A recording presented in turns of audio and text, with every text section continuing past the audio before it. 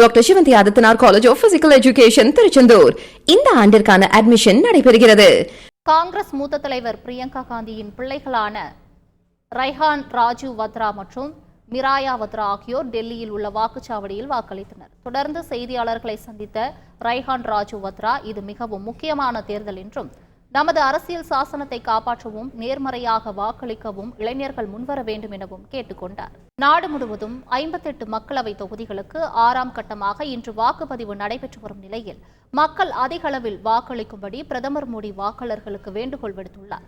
ஒவ்வொரு வாக்கும் முக்கியம் என்று தெரிவித்துள்ள பிரதமர் மோடி, தேர்தல் நடைமுறையில் மக்கள் ஆர்வமுடன் பங்கேற்கும் போது ஜனநாயகம் செழித்தோங்குகிறது என தெரிவித்துள்ளார். குறிப்பாக பெண்கள் மற்றும் இளம் தலைமுறை வாக்காளர்கள் அதிகளவில் வாக்களிக்கும்படி பிரதமர் மோடி வேண்டுகோள் விடுத்துள்ளார்.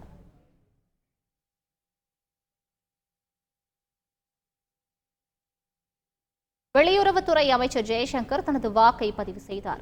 6ஆம் கட்ட மக்களவைத் தேர்தல் இன்று நாடு முழுவதும் 58 தொகுதிகளில் நடைபெற்று வருகிறது.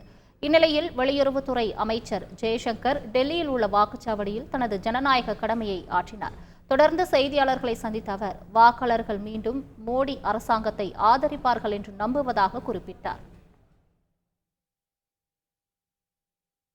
ஹரியானா மாநில முன்னாள் முதல்வரும் கர்னால் மக்களவைத் தொகுதியின் பாஜக வேட்பாளருமான மனோகர் லால் கட்டார் வாக்களித்தார். கர்னாலில் உள்ள வாக்குச்சாவடியில் அவர் தனது வாக்கை பதிவு செய்தார்.